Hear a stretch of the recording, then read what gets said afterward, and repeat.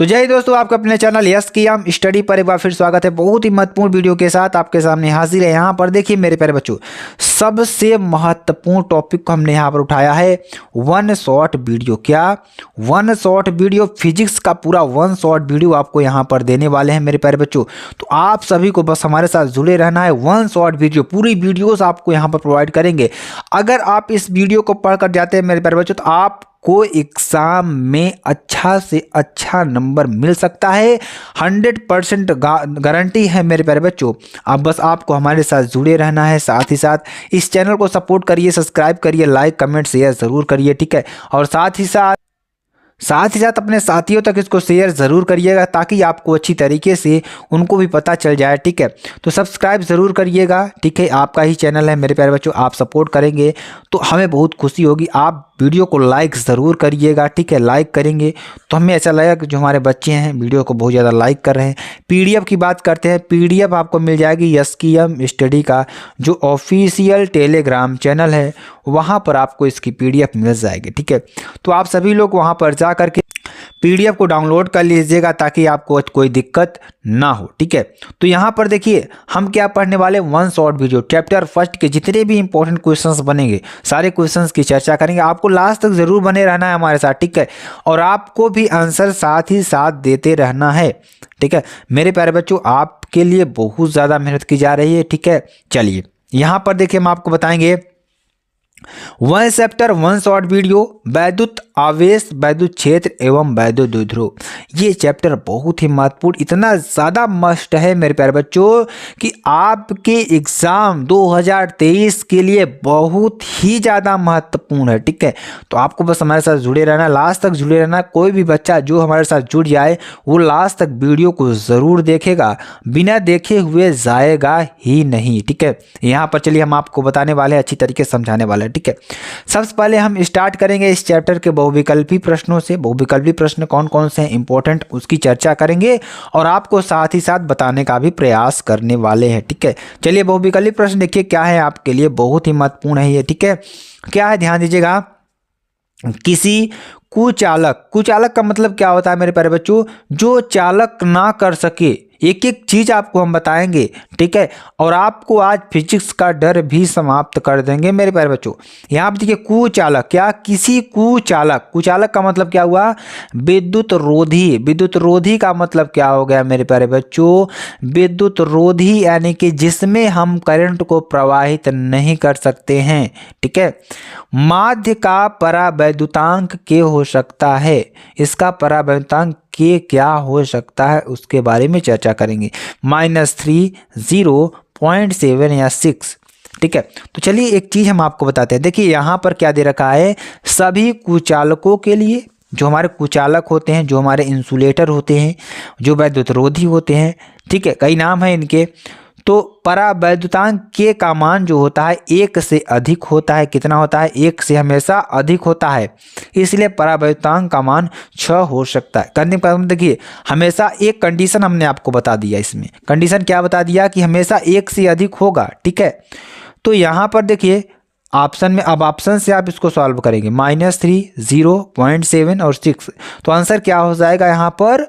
यानी कि एक तो दिख नहीं रहा है, एक से देखिए सब एक से छोटे हैं, तीनों छोटे हैं, तो यहाँ पर सिर्फ 6 दिख रहा है। 6 आपका क्या हो जाएगा? आंसर हो जाएगा, ठीक है। चलिए आगे आपको बताते हैं। अब अगला क्वेश्चन देखिए, अगला क्वेश्चन बहुत ही इंपॉर्टेंट है, वेरी वेरी मोस्ट इंपॉर्टेंट ये भी है। क्वेश्चन क्या है कि वैद्युतशीलता का मात्रक क्या है? वैद्युतशीलता का मात्रक क्या होता है उसके बारे में चर्चा करने वाले। यहाँ पर 4 ऑप्शन आपको दिखेंगे, कूलाम स्क्वायर प्रति न्यूटन मीटर स्क्वायर। आप सभी लोग भी आंसर जरूर दीजिएगा इसका, ठीक है। न्यूटन मीटर स्क्वायर प्रति कूलाम स्क्वायर, न्यूटन प्रति कूलाम या न्यूटन वोल्ट प्रति मीटर स्क्वायर। तो आंसर क्या हो जाएगा? न्यूटन मीटर स्क्वायर, ठीक है। क्या हो जाएगा? Newton metre square. चलिए अगला क्वेश्चन देखिए, अगला क्वेश्चन क्या है, वेरी वेरी मोस्ट इंपॉर्टेंट ये भी है। वैद्युत क्षेत्र का मात्रक है, तो वैद्युत क्षेत्र का मात्रक क्या होता है? ध्यान दीजिएगा, न्यूटन प्रति मीटर या कूलाम प्रति न्यूटन या न्यूटन प्रति कूलाम या जूल प्रति न्यूटन। तो आंसर क्या हो जाएगा इसका? न्यूटन प्रति कूलाम। क्या हो जाएगा? न्यूटन प्रति कूलाम आपका हो जाएगा, ठीक है। चलिए अगला क्वेश्चन देखिए, आपके लिए वेरी वेरी मोस्ट इंपॉर्टेंट। साथ ही साथ आप लोग भी आंसर देते चलिएगा मेरे प्यारे बच्चों, ताकि आपको अच्छा से अच्छा तरीके से समझ में आ सके, ठीक है। अगला क्वेश्चन देखिए क्या है, एक बिंदु बिंदु आवेश पर, मान लीजिए हमारा क्या है, कोई बिंदु आवेश है, बिंदु आवेश पर वैद्युत द्विध्रुव के कारण, किसके कारण, वैद्युत द्विध्रुव के कारण लगने वाला बल निर्भर करता है। जो लगने वाला बल है वो किस पर निर्भर करेगा, उसके बारे में यहाँ पर चर्चा करेंगे। तो F is directly proportional to 1/r या F is directly proportional to 1/r²। यहाँ पे देखिए डायरेक्टली प्रोपोर्शनल टू नहीं, इन्वर्सली प्रोपोर्शनल टू 1/r, या F is inversely proportional to 1/r², या F is inversely proportional to 1/r³, या F is inversely proportional to 1/r⁴। ठीक है, तो आंसर क्या हो जाएगा, आंसर आपका हो जाएगा F is inversely proportional to 1/r²। ठीक है, ये आपका हो जाएगा। चलिए अगला क्वेश्चन देखिए, अगला क्वेश्चन क्या है आपके लिए। अगला क्वेश्चन बहुत ही इंपॉर्टेंट है ये भी। एक इलेक्ट्रॉन एक वैद्युत क्षेत्र में, मान लीजिए कोई हमारा इलेक्ट्रॉन है, ठीक है, एक वैद्युत क्षेत्र में क्षेत्र के अभिलंबवत, किसके, क्षेत्र के अभिलंबवत प्रवेश करता है। अभिलंबवत का मतलब 90 डिग्री पर क्या करता है, प्रवेश करता है। इलेक्ट्रॉन पर गमन पथ होगा, जो इलेक्ट्रॉन है उस पर जो गमन पथ है वो कितना होगा। ठीक है, 4 ऑप्शन आपको दिख रहे हैं, वृत्ताकार, दीर्घ वृत्ताकार, कुंडली के आकार का, परवलयाकार। तो आंसर क्या हो जाएगा हमारा, परवलयाकार। क्या हो जाएगा, परवलयाकार। ठीक है, चलिए अगला क्वेश्चन देखिए। अगला क्वेश्चन क्या है आपके लिए, वैद्युत क्षेत्र ई में, मान लीजिए हमारा कोई वैद्युत क्षेत्र ई है, ई में पी आघूर्ण वाले, कौन से, पी आघूर्ण वाले द्विध्रुव पर लगने वाला बल का आघूर्ण क्या होगा, P × E, P cross E शून्य या E क्रॉस P। तो आंसर क्या हो जाएगा, P क्रॉस E। ठीक है, तो आप सभी लोग भी आंसर देते चलिएगा मेरे प्यारे बच्चों। चलिए अगला क्वेश्चन देखिए, वेरी वेरी मोस्ट इंपॉर्टेंट ये भी है। क्वेश्चन क्या है, एक वर्ग के 2 विपरीत कोणों पर आवेश क्यों रखे हैं, किस पर, एक वर्ग के 2 विपरीत कोणों पर आवेश क्यों रखे हैं, दूसरे 2 विपरीत कोणों पर आवेश क्यों रखे हैं।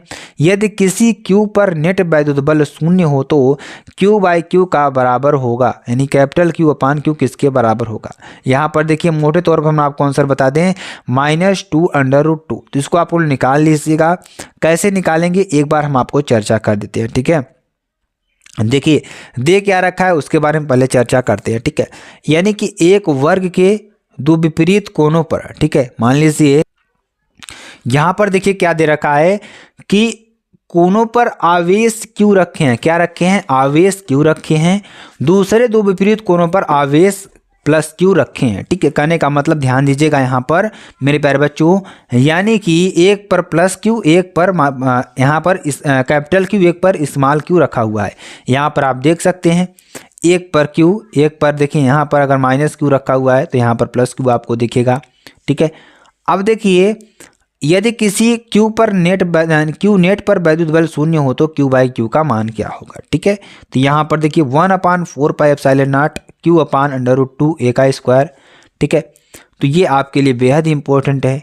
ठीक है, तो यहाँ से आपको क्या मिल जाएगा, Q/Q बराबर -2√2। इसको आप लोग सॉल्व कर लीजिएगा। ठीक है, चलिए आगे आपको बताते हैं अगला क्वेश्चन। अब हम आगे बात करेंगे अति लघुत्तरीय प्रश्न की। अति लघुत्तरीय प्रश्न आपके लिए कौन कौन से हैं जो आपके लिए वेरी वेरी मोस्ट इंपॉर्टेंट होते हैं। आवेशों के मध्य लगने वाले वैद्युत बल की सहायता से, किसके, आवेशों के मध्य लगने वाले वैद्युत बल की सहायता से वैद्युतशीलता का बीमीय समीकरण आपको लिखना है। ठीक है, तो चलिए इसको लिखकर हम आपको बताते हैं और आपको समझाने का भी प्रयास करते हैं। तो आवेशों के मध्य जो लगने वाला वैद्युत बल की सहायता से जो वैद्युतशीलता का बीमीय सूत्र है, समीकरण है, क्या है, यह बराबर 1/4πε0 Q1Q2/r²। ठीक है, तो ε0 बराबर क्या होता है, Q1Q2/F_r²। यहाँ पे हमने ε0 को इधर कर दिया और F को हमने इधर कर दिया। ठीक है, तो क्या आएगा Q1Q2/F_r²। तो अगर हम इसके बीमीय सूत्र की बात करें मेरे प्यारे बच्चों, तो देखिए आवेश का जो बीमीय सूत्र होता है क्या होता है, AT होता है।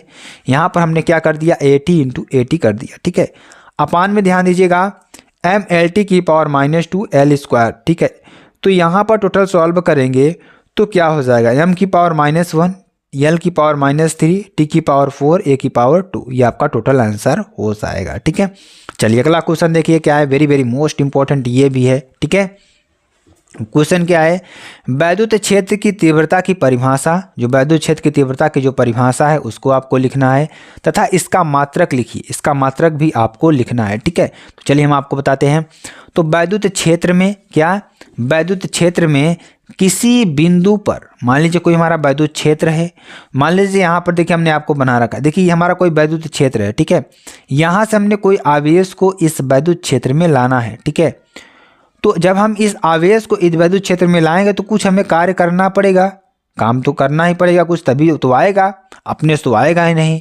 ठीक है, तो परीक्षण आवेश पर लगने वाला जो बल है F तथा परीक्षण आवेश Q के मान की निष्पत्ति को उस बिंदु पर वैद्युत क्षेत्र की तीव्रता E कहते हैं। ठीक है, E बराबर क्या हो जाएगा, F/Q0, क्या हो जाएगा, E बराबर क्या हो जाएगा, कैपिटल F/Q0। ठीक है, इसका मात्रक क्या होता है, न्यूटन प्रति कूलाम अथवा वोल्ट प्रति मीटर होता है। क्या होता है, न्यूटन प्रति कूलाम अथवा वोल्ट प्रति मीटर होता है। ठीक है, चलिए अगला क्वेश्चन देखिए क्या है, वेरी वेरी मोस्ट इंपॉर्टेंट ये भी है। ठीक है, क्वेश्चन क्या है, वैद्युत द्विध्रुव के कारण, किसके कारण, वैद्युत द्विध्रुव के कारण निरक्षीय स्थिति में, किसमें, निरक्षीय स्थिति में किसी बिंदु पर वैद्युत क्षेत्र की तीव्रता तथा व्यंजक लिखिए। ठीक है, किसमें, निरक्षीय स्थिति में आपको क्या लिखना है, वैद्युत क्षेत्र की तीव्रता तथा व्यंजक आपको लिखना है। ठीक है, तो यहाँ पे क्या हो जाएगा, देखिए वैद्युत द्विध्रुव के कारण, किस कारण, वैद्युत द्विध्रुव के कारण निरक्षीय स्थिति में किसी बिंदु पर वैद्युत क्षेत्र की तीव्रता जो है E बराबर 1/4πε0 P/r³। ठीक है, तो न्यूटन प्रति कूलाम क्या हो जाएगा, ये हमारा न्यूटन प्रति कूलाम में होगा, जहाँ P क्या है, वैद्युत द्विध्रुव आघूर्ण है, और R क्या है, द्विध्रुव के मध्य से प्रेक्षित बिंदु की दूरी। क्या, R क्या है, द्विध्रुव के मध्य से प्रेक्षित बिंदु की दूरी। ठीक है, चलिए आगे आपको बताते हैं। आगे देखिए अगला क्वेश्चन क्या है, वेरी वेरी मोस्ट इंपॉर्टेंट ये भी है और बहुत बार एग्जाम में आ चुका है। ठीक है, तो मेरे प्यारे बच्चों बस आपको हमारे साथ लगे रहना है, पढ़ते रहना है, कोई दिक्कत वाली बात नहीं है। हम आपको दिन भर ऐसे बैठकर पढ़ाते रहेंगे, कोई दिक्कत नहीं होने वाली है, बस हाँ आपको पढ़ते रहना है मेरे प्यारे बच्चों। ठीक है, क्वेश्चन क्या है, कूलाम का वैद्युत बल का नियम लिखिए। कूलाम के जो वैद्युत बल का नियम है उसको आपको लिखना है। ठीक है, तो कूलाम के नियम के अनुसार, मान लीजिए कूलाम के नियम के अनुसार दो स्थिर बिंदु आवेशों के मध्य, दो स्थिर बिंदु आवेशों के मध्य कार्यरत बल, जो कार्यरत बल है आवेशों Q1 व Q2 के गुणनफल के अनुक्रमानुपाती, जो आवेश Q1 और Q2 हैं उनके गुणनफल के अनुक्रमानुपाती तथा उनके बीच दूरी जो है R के वर्ग के व्युत्क्रमानुपाती होता है। ठीक है, तो यहाँ पर देखिए ध्यान दीजिएगा, Q1 बराबर क्या है, Q1 Q2 है। ठीक है, तो यहाँ से क्या हो जाएगा, यहाँ से ध्यान दीजिएगा एक दो नियम होते हैं आपके। ठीक है, तो यहाँ पे जो बल लग रहा है, इन दोनों के बीच जो बल लग रहा है वो इनके आवेशों के गुणनफल के डायरेक्टली अनुक्रमानुपाती होगा या डायरेक्टली प्रोपोर्शनल होगा। यहाँ पर जो आपका दूरी है, दूरी के व्युत्क्रम के वर्ग के अनुक्रमानुपाती होगा। ठीक है, तो ये व्युत्क्रमानुपाती होगा, वेरी वेरी मोस्ट इंपॉर्टेंट ये भी है। तो यहाँ से हमें एक फार्मूला देखने को मिलता है, क्या, F = K Q1 Q2/R²। ठीक है, ये आपको देखने को मिलेगा। अब यहाँ से देखिए मेरे प्यारे बच्चों, अर्थात जो हमारा K बराबर है, K बराबर क्या है, 1/4πε0 9 × 10⁹ न्यूटन मीटर स्क्वायर प्रति कूलाम स्क्वायर। अनुक्रमानुपाती क्या है, नियतांक है, ये क्या है, एक हमारा नियतांक है। ठीक है, अब देखिए F बराबर क्या हो जाएगा, F बराबर क्या हो जाएगा, ध्यान दीजिएगा, F बराबर हो जाएगा आपका 9 × 10⁹ Q1 Q2/R²। ठीक है, ये आपका हो जाएगा। चलिए अगला क्वेश्चन देखिए, अगला क्वेश्चन क्या है, वेरी वेरी मोस्ट इंपॉर्टेंट ये भी है। दो नियत विभव तक, कहाँ तक, दो नियत विभव तक आवेशित समान गोलों को वायु में R दूरी पर रखने पर, मान लीजिए दो आपके पास गोले हैं। ठीक है, उन दोनों गोलों को आपने क्या कर दिया, विभव जो है वो समान कर दिया। ठीक है, और वायु में R दूरी पर रखने पर, इनको कितनी दूरी पर, R दूरी पर रख देंगे तो उनके बीच F बल लगता है, कितना F बल लगता है। ठीक है, उक्त गोलों के बीच, जो हमारे गोले हैं उनके बीच लगने वाले बल की गणना कीजिए। ठीक है, तो यदि उन्हें K परावैद्युतांक वाले माध्यम में R दूरी पर रखा जाए, किसमें, K परावैद्युतांक वाले माध्यम में R दूरी पर रखा जाए। ठीक है, तो वायु में जो बल होगा F बराबर कितना हो जाएगा, 1/4πε0 Q1 Q2/R²। ठीक है, ये आपका हो जाएगा। अब देखिए के क्या है, परावर्तनांक वाले माध्यम में जो बल है, एफ डैश क्या है 1/4πε0 के into Q1 Q2 upon R square. ठीक है, तो यहाँ से एफ डैश बराबर क्या हो जाएगा, एफ अपान के। ये आपका क्या हो जाएगा, आंसर हो जाएगा। ठीक है, तो बहुत ही इंपॉर्टेंट है, वेरी वेरी मोस्ट। ऐसा क्यों आया, देखिए यहाँ पर जो 1/4πε0 है और Q1 Q2 upon R square है, ये किसके बराबर है, एफ के बराबर है। तो ऊपर एफ आ जाएगा, नीचे के है, तो एफ अपान के हो जाएगा, एफ डैश बराबर। इतना बहुत ही इंपॉर्टेंट है आपके लिए। चलिए आगे आपको बताते हैं।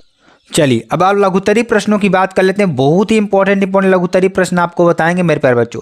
आपको बस हमारे साथ जुड़े रहना, लास्ट तक जुड़े रहना है। बस आपको कोई दिक्कत वाली बात नहीं होगी, हमको आपको बस पढ़ाना है तो पढ़ाना है, कितनी भी तकलीफ ना सहनी पड़े। ठीक है, यहाँ पर देखिए अगला क्वेश्चन क्या है, वैद्युत क्षेत्र में। ये भी क्वेश्चन आपको लिख लेना है। ठीक है, लिख लेना है मेरे प्यारे बच्चों।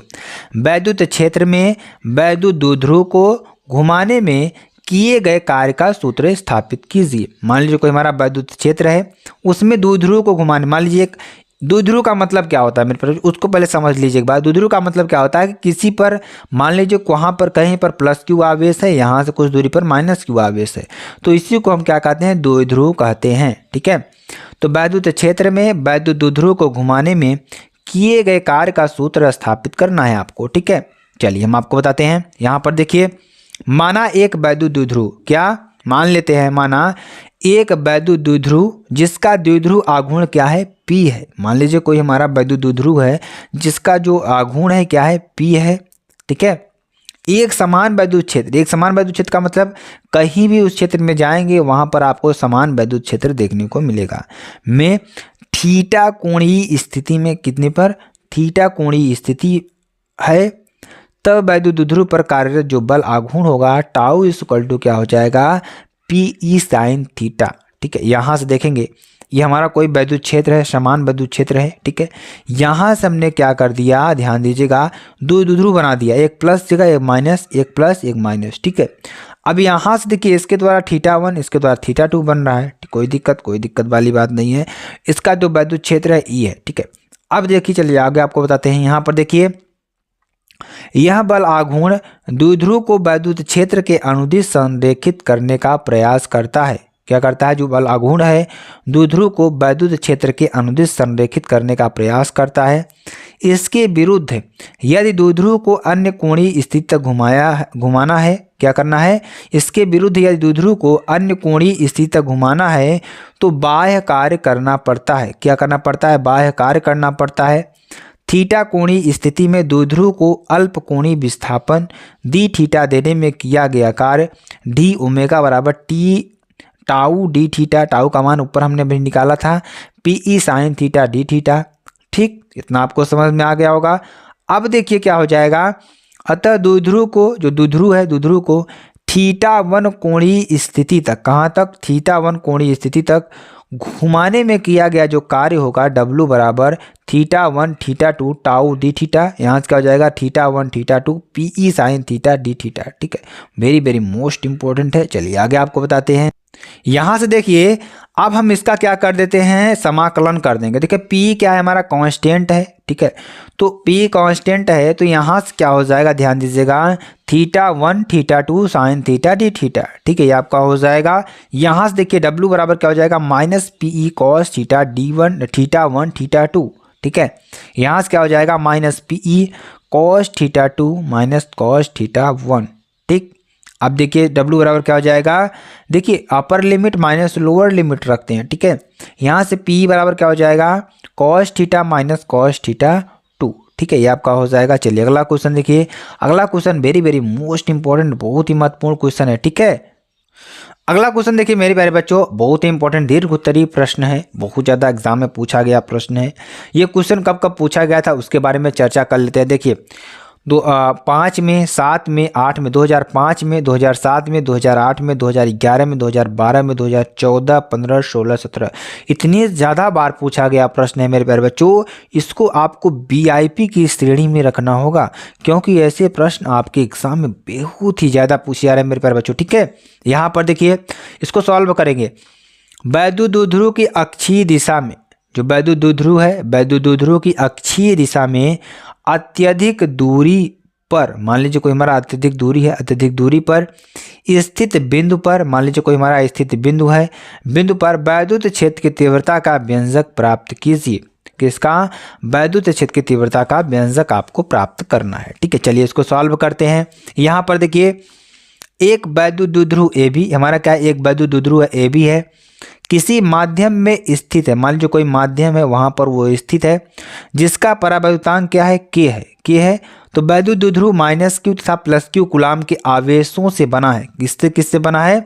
प्लस क्यू और माइनस क्यू के आवेश से बना हुआ है। ठीक है, द्विध्रुव का मतलब भी आपको हमने बताया था कि द्विध्रुव का मतलब मेनली यही होता है कि जहाँ पर आपको प्लस क्यू आवेश मिले और माइनस क्यू आवेश दोनों मिले, वहाँ पर आपको वैद्युत द्विध्रुव देखने को मिलता है। ठीक है, अब देखिए, अब आवेशों प्लस क्यू तथा माइनस क्यू के कारण क्षेत्र की जो तीव्रताएं हैं क्रमशः E1 व U2 हैं। जो तीव्रताएं हैं, तीव्रताओं की बात करेंगे मेरे प्यारे बच्चों, E1 व U2 हैं। बिंदु P की जो आवेश प्लस क्यू से दूरी जो है R-d/2 है। कितना है? R-d/2 है, तथा माइनस क्यू से दूरी कितना है? R+d/2 है। अतः यहाँ पर क्या हो जाएगा, ध्यान दीजिएगा मेरे प्यारे बच्चों।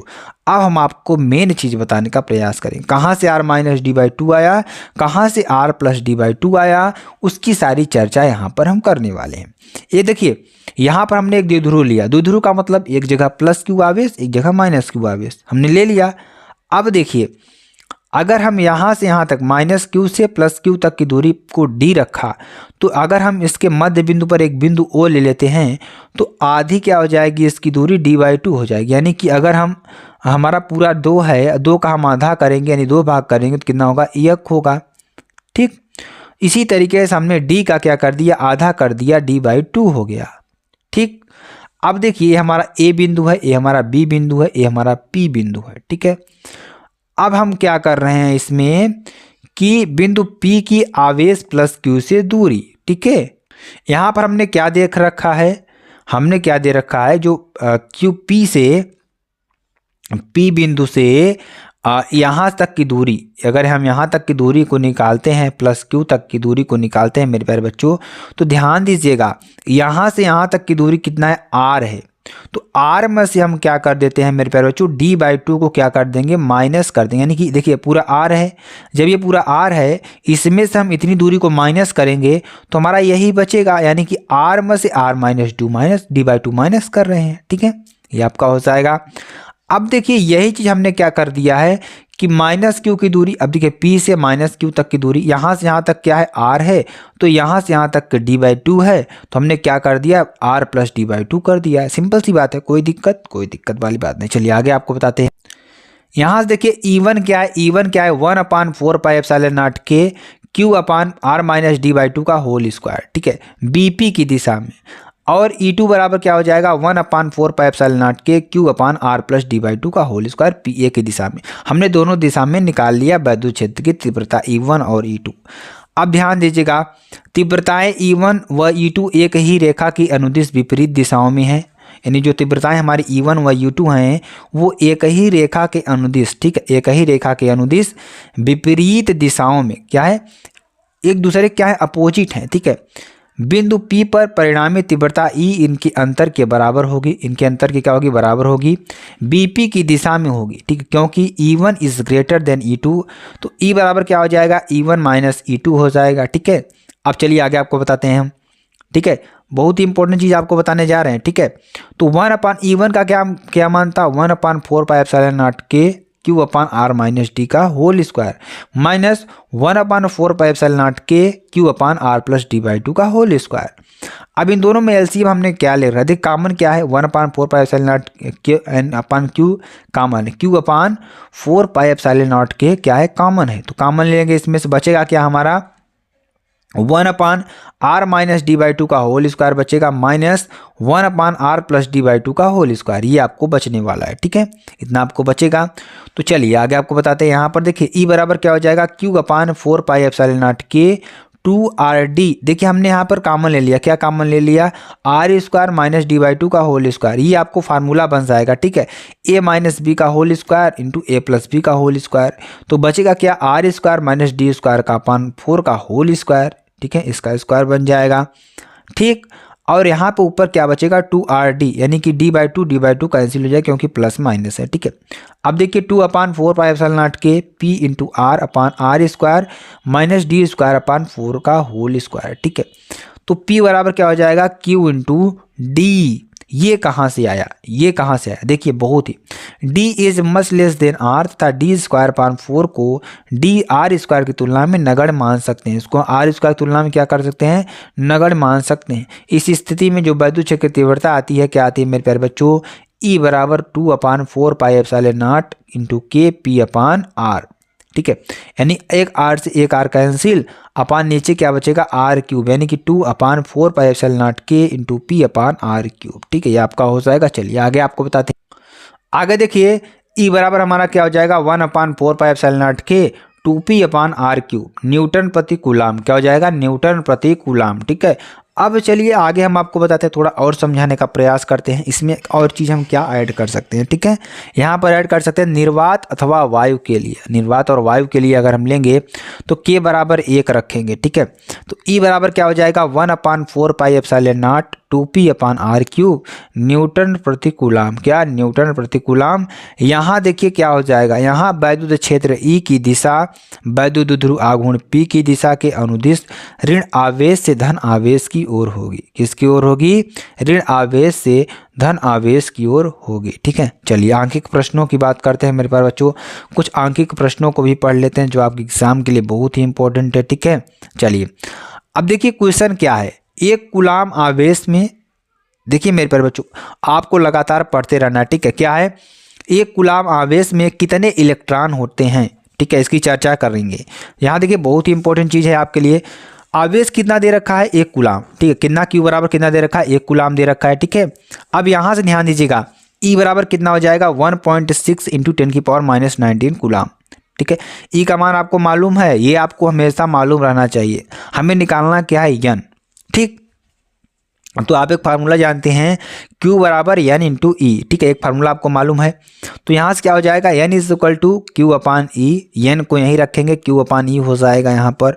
तो N बराबर क्या हो जाएगा, ध्यान दीजिएगा Q अपान E बराबर क्या हो जाएगा 1/1.6 इंटू 10⁻⁻19 बराबर क्या हो जाएगा 6.25 इंटू 10⁻18 इलेक्ट्रॉन। ठीक है, यहाँ से क्या हो जाएगा N का मान 6.25 इंटू 10⁸ इलेक्ट्रॉन। ठीक है, चलिए आगे आपको बताते हैं अगला क्वेश्चन क्या है। अगला क्वेश्चन देखिए क्या है, दो बिंदु आवेशों को, मान लीजिए को हमारे क्या है, दो बिंदु आवेश हैं। ठीक है, दो बिंदु आवेशों को वायु में एक निश्चित दूरी पर रखने पर, किसमें, वायु में एक निश्चित दूरी पर रखने पर उनके बीच 80 न्यूटन का बल कार्य करता है। कितना, 80 न्यूटन का बल कार्य करता है। इन्हीं आवेशों को एक परावैद्युत में इतनी ही दूरी पर रखा जाता है तो इस बल का मान 8 न्यूटन हो जाता है। तो माध्यम का परावैद्युतांक ज्ञात कीजिए। ठीक है, चलिए अब देखिए इसमें क्या क्या निकालना है। जब आवेशों को वायु में रखा जाता है तो अब क्या होता है, F बराबर क्या हो जाएगा 1/4πε0 Q1 Q2 अपान R स्क्वायर। ठीक है, तो यहाँ से 80 बराबर क्या हो जाएगा, F का मान कितना दिया है 80 न्यूटन, तो बल का मान 80 न्यूटन, तो यहाँ पे रखेंगे 80 बराबर 1/4πε0 Q1 Q2 अपान R स्क्वायर, समीकरण नंबर 1। ठीक, अब देखिए दूसरा पॉइंट इसमें क्या दे रखा है, दूसरा पॉइंट हमें क्या दे रखा है, दूसरा पॉइंट दे रखा है कि जब आवेशों को परावैद्युत में रखा जाता है तब F डैश बराबर क्या हो जाएगा 1/4πε0 Q1 Q2 अपान R स्क्वायर। यहाँ से 8 बराबर क्या हो जाएगा, F डैश का मान कितना दे रखा है 8। ठीक, 8 न्यूटन दे रखा है क्वेश्चन में, तो यहाँ से क्या हो जाएगा 1/4πε0 K Q1 Q2 अपान R स्क्वायर। तो यहाँ से क्या हो जाएगा 8 बराबर 80 अपान K। K बराबर क्या हो जाएगा 80 अपान 8 बराबर 10, तो K बराबर क्या हो जाएगा 10।